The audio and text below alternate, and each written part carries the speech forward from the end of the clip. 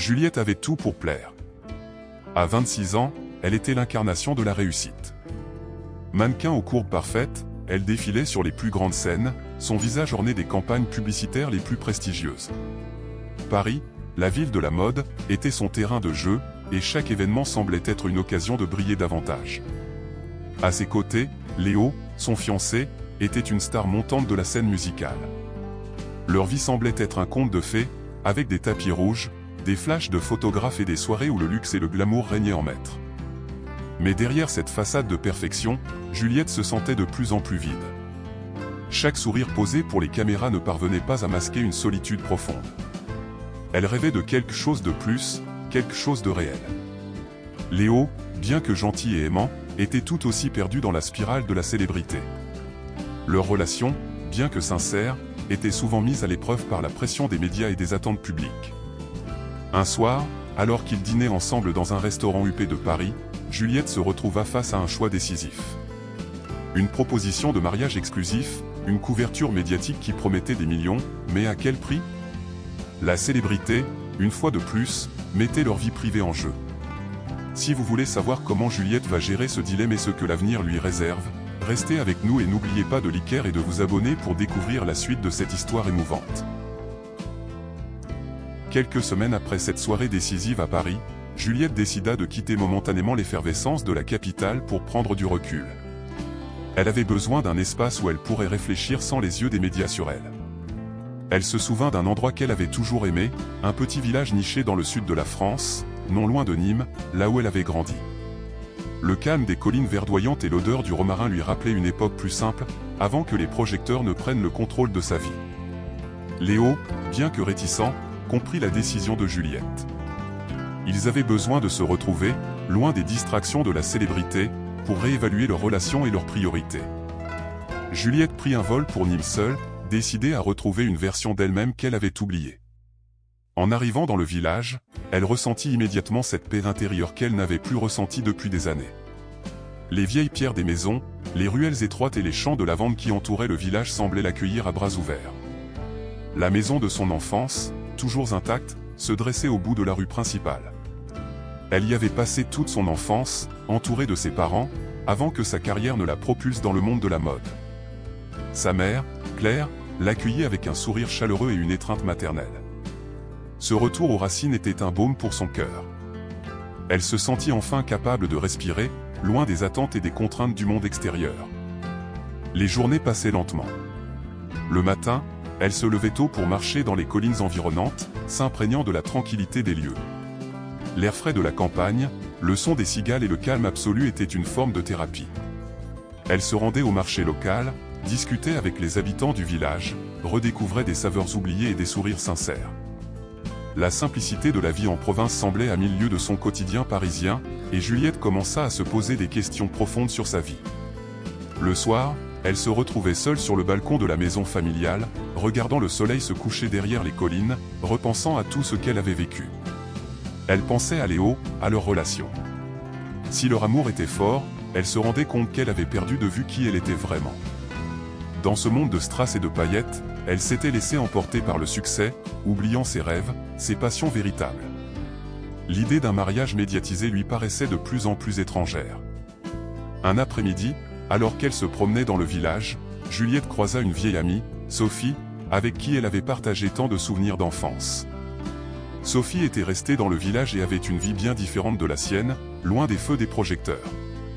En la retrouvant, Juliette comprit qu'elle avait, pendant toutes ces années, recherché quelque chose qu'elle avait déjà en elle, quelque chose qu'elle avait perdu dans le tourbillon de sa carrière. Les discussions avec Sophie lui rappelèrent combien elle avait été heureuse ici, avant tout ça. Elle se sentit soudainement plus ancrée dans cette réalité simple mais authentique. Cette rencontre éveilla en elle un désir de réévaluation de sa propre existence, un retour à l'essentiel. Mais la question restait, pouvait-elle se détacher totalement de cette vie qu'elle avait construite à Paris? Le retour aux sources était un moment de guérison, mais aussi un dilemme. Juliette savait qu'elle ne pouvait pas fuir éternellement le monde qu'elle avait quitté. Un choix se profilait, un choix qui pourrait changer à jamais le cours de sa vie. Et cette fois, elle savait qu'il ne s'agirait pas seulement d'elle, mais aussi de Léo. Les journées s'étiraient doucement, et le village de Nîmes, avec ses ruelles bordées de vieux murs en pierre et son rythme tranquille, devenait peu à peu le refuge de Juliette. Mais malgré la paix qui l'enveloppait, des ombres du passé commençaient à refaire surface, des souvenirs qu'elle avait longtemps ignorés. L'écho de son ancienne vie, les choix qu'elle avait faits, et les sacrifices qu'elle avait endurés, revenaient la hanter. Un matin, alors qu'elle se promenait le long des vieux murs du village, elle aperçut, à travers une fenêtre ouverte, une scène familière, une vieille photo d'elle, prise lors d'un événement caritatif qu'elle avait organisé à l'époque où elle était l'égérie d'une grande maison de couture. C'était une photo d'elle dans une robe en satin, entourée de célébrités, souriant aux objectifs des photographes. Ce cliché, autrefois symbole de réussite et de gloire, lui semblait aujourd'hui étrangement lointain. Elle se demanda si ce sourire était sincère, si elle était vraiment elle-même à ce moment-là, ou si ce n'était qu'une façade, une image soigneusement construite pour plaire. C'est alors qu'elle eut l'idée de rendre visite à son père, Jean-Claude, qui vivait à quelques kilomètres de là, dans une petite ferme à l'extérieur du village. C'était un homme simple, ancien agriculteur, avec les mains rugueuses d'un travailleur de la terre. Il ne comprenait pas vraiment ce qu'était le monde de la mode dans lequel Juliette avait évolué, et cela avait toujours créé une sorte de distance entre eux. Elle n'avait jamais vraiment partagé ses doutes avec lui, ni ses remises en question. Mais aujourd'hui, elle ressentait le besoin de se reconnecter à ses racines et d'avoir une conversation sincère avec cet homme qu'elle avait parfois considéré comme une figure distante. En arrivant chez lui, elle remarqua que tout avait changé, même si la ferme elle-même semblait figée dans le temps.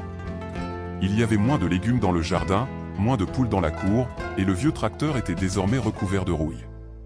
Son père, vieilli et marqué par les années, l'accueillait avec un sourire chaleureux mais une certaine tristesse dans les yeux. Ils se retrouvèrent autour d'une table en bois, dans la cuisine, et Juliette, pour la première fois depuis longtemps, se sentit en paix. Elle se laissa aller à la nostalgie de ces moments passés ensemble, lorsqu'elle était enfant et que la vie était plus simple. « Mais tu as l'air épuisée, Juliette, » dit son père en la fixant.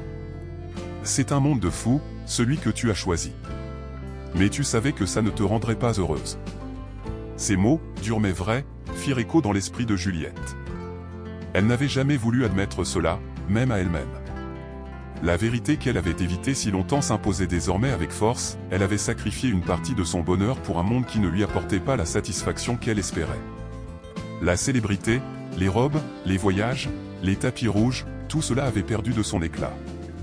Elle avait toujours pensé que la reconnaissance des autres remplirait un vide en elle, mais elle commençait à comprendre que ce vide n'avait rien à voir avec la gloire extérieure. Il était bien plus profond, plus intime.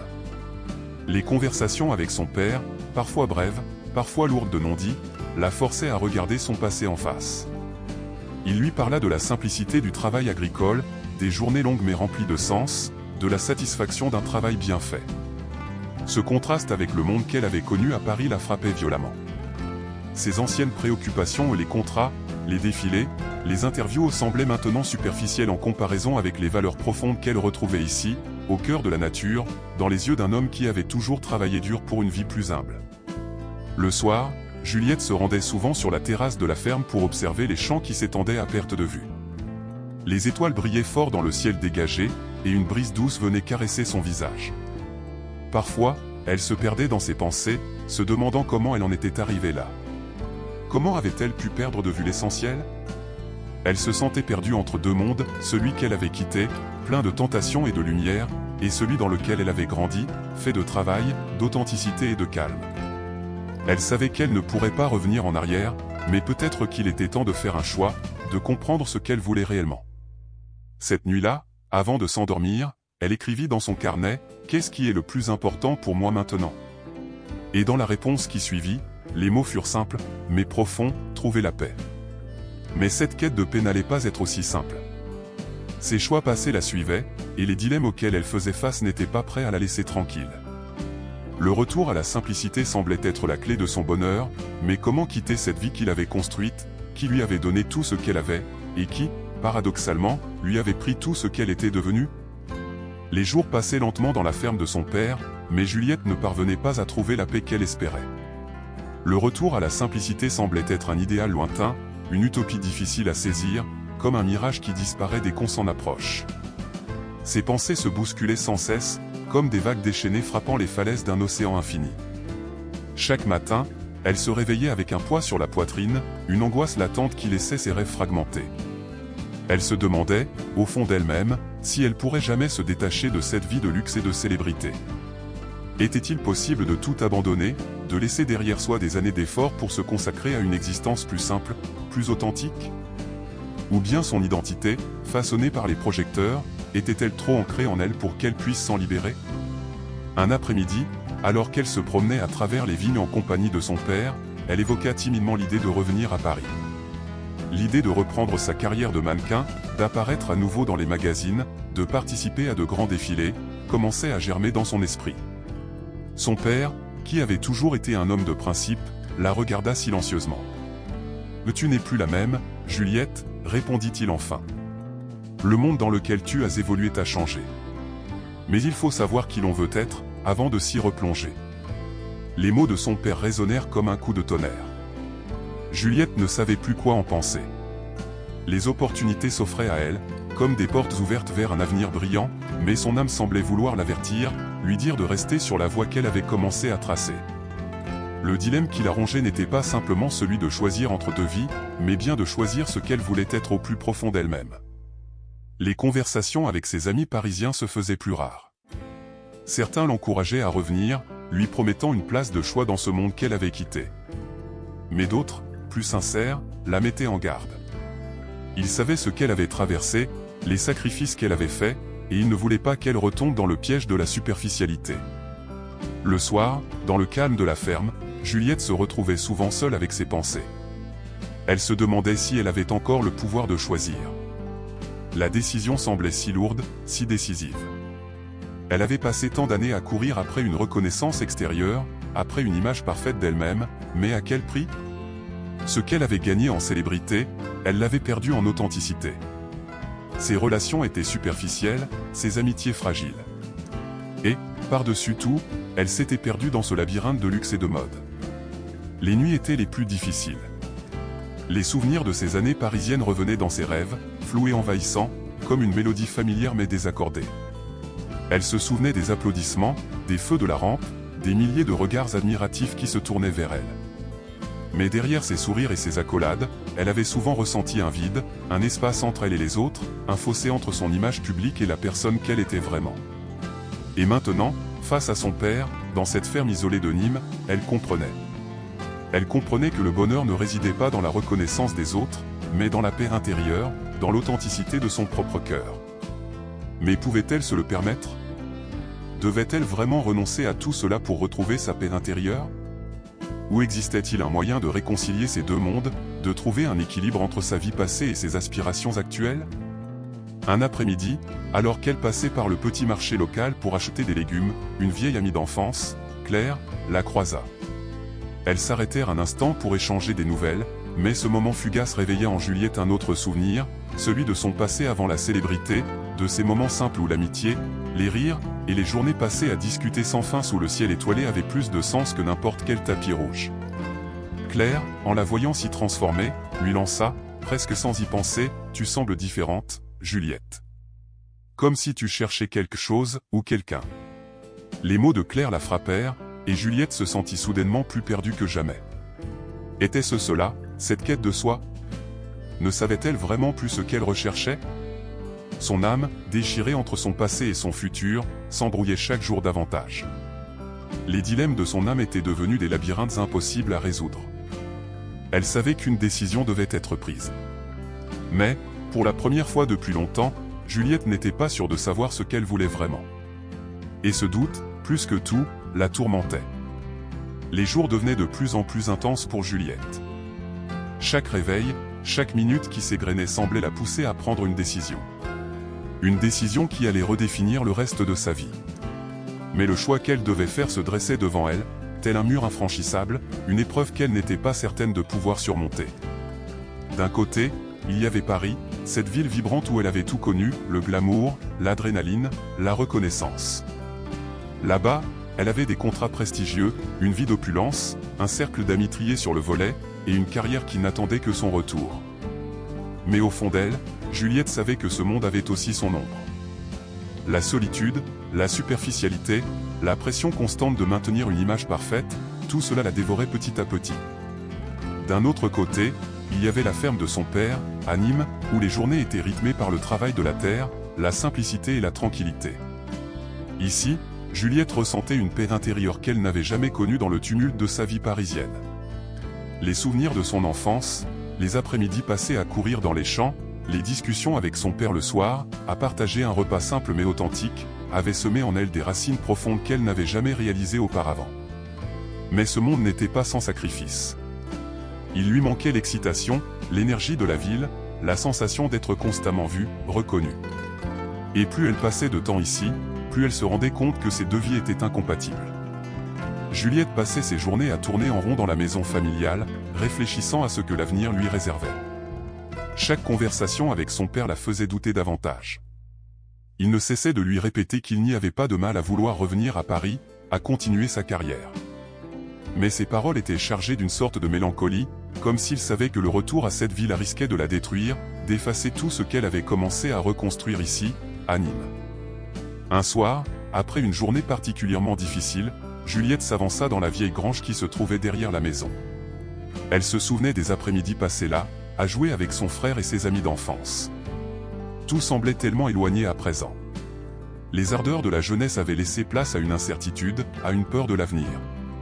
Elle se laissa tomber sur un vieux banc en bois, regardant les étoiles briller au-dessus de la ferme. C'était un ciel qui n'avait pas changé depuis son enfance, et pourtant, elle le voyait maintenant différemment, comme si la distance entre elle et ce paysage familier s'était accrue au fil des années. Les appels de ses amis à Paris se faisaient plus fréquents. Ils lui parlaient de défilés imminents, de propositions de campagne de mode qui attendaient son retour. Et puis il y avait ce message d'Emmanuel, le directeur de l'agence de mannequins, qui lui assurait qu'elle avait toujours sa place parmi les plus grandes stars du milieu. Ce message résonnait comme une promesse, mais en même temps, il portait en lui une certaine pression.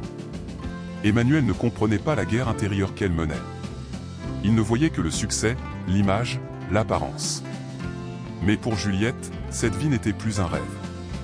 C'était un fardeau. À Nîmes, son père l'observait en silence, respectant son espace sans jamais vraiment intervenir. Mais il savait.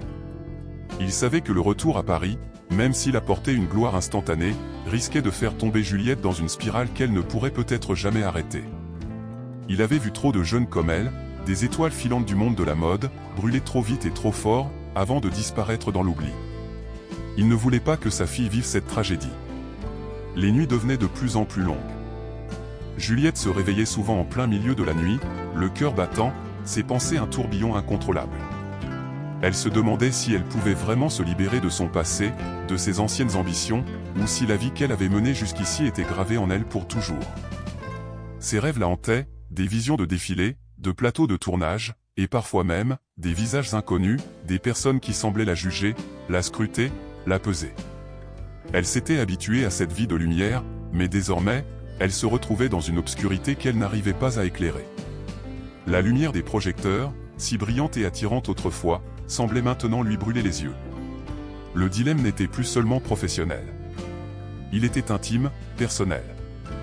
Juliette se rendait compte qu'elle ne s'était jamais vraiment interrogée sur qui elle était en dehors de son image.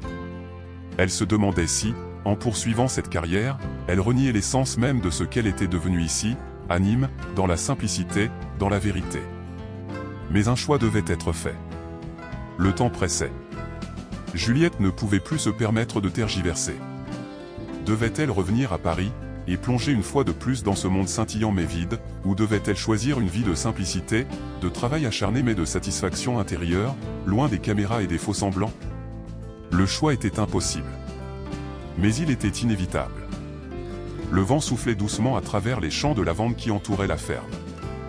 Juliette se tenait là, les bras croisés, observant le paysage qui s'étendait devant elle. La lumière dorée du matin baignait la campagne, mais à l'intérieur, c'était l'obscurité qui régnait. Son cœur, lourd de doutes, semblait prêt à se briser sous le poids des décisions à prendre. La vie qu'elle avait menée à Paris, sous les projecteurs, avec la célébrité, l'admiration et le luxe, semblait maintenant irréelle, presque étrangère. La ferme, le travail de la terre, la chaleur des gens simples, tout cela lui offrait une forme de paix, mais il y avait un goût d'amertume qu'elle ne pouvait ignorer. Les appels avaient cessé, les messages aussi. L'agence de mannequins avait cessé de la pousser. Paris attendait, mais d'une manière distante, presque silencieuse, comme si la ville elle-même lui disait « Tu as eu ta chance. Il est temps de choisir ». Juliette savait au fond d'elle qu'elle avait longtemps fui cette question. Elle avait toujours été capable de tout transformer en un jeu, de manipuler la lumière et les ombres à sa guise. Mais aujourd'hui, dans la simplicité de Nîmes, elle se retrouvait face à un miroir qu'elle ne pouvait plus ignorer. Le téléphone vibra. Un message d'Emmanuel, son agent. « Juliette, ton nom est toujours sur toutes les lèvres. Tu n'es pas encore prête à tout laisser tomber, non? Paris te manque. Tu dois revenir. » Mais cette fois, ces mots, au lieu de la motiver, ne firent qu'ajouter à son fardeau. Elle se leva soudainement, se dirigeant vers le vieux banc où elle s'était assise plus tôt. Là, dans le silence total, elle pensa à son père. Il l'avait toujours soutenue, même si parfois ces silences disaient plus que des mots. Il avait vu son monde briller, puis s'effondrer. Et il savait qu'il ne pouvait pas faire le choix à sa place. Il avait vu sa propre vie, simple mais riche en signification profonde, et n'avait jamais regretté ses choix. Ce que Juliette comprenait aujourd'hui, c'était que son père n'avait pas renoncé à la gloire ou au luxe, il avait juste choisi un autre type de richesse, celle qui vient d'un travail honnête, d'une vie en harmonie avec la nature et les gens qu'on aime. Juliette se tourna enfin vers la maison, les yeux pleins de larmes qu'elle n'avait pas versées. Elle avait réalisé que sa peur, sa quête de reconnaissance, de briller toujours plus fort, ne venait pas d'elle-même, mais d'une image qu'on lui avait imposée. Cette image avait façonné sa vie pendant trop d'années, mais elle était prête à s'en défaire. Il était temps de retourner à la source. Non pas parce qu'elle fuyait, mais parce qu'elle comprenait enfin que ce qui comptait vraiment, ce n'était pas d'être admiré par des inconnus, mais d'être en paix avec soi-même. Le succès à Paris, la célébrité, ces feux de la rampe, c'était éphémère. Mais la tranquillité intérieure, la vérité de ses choix, c'était ce qui durerait. Juliette décrocha enfin son téléphone, hésitant un instant. Elle tapota un message, l'envoyant à Emmanuel. « Je suis désolé, mais je dois passer à autre chose. Je retourne chez mon père. Merci pour tout. » Elle prit une profonde inspiration, sentant les épaules se détendre, le poids des mois de confusion s'alléger. Son avenir n'était pas écrit dans les magazines, ni dans les invitations à des événements de mode. Son avenir serait une route nouvelle, pavée de simplicité, mais aussi de beauté et de vérité. Alors qu'elle traversait le champ, son regard se posa une dernière fois sur la ferme. Là, sous le soleil levant, elle n'était plus la mannequin d'antan. Elle était Juliette, la fille d'un paysan, retrouvant son équilibre. Elle n'avait plus besoin de la reconnaissance du monde entier. Elle était prête à être simplement elle-même. Et vous? Que feriez-vous à sa place? Si vous avez aimé cette histoire, laissez un like, abonnez-vous à la chaîne pour d'autres récits inspirants, et surtout, partagez vos pensées dans les commentaires. Que auriez-vous choisi?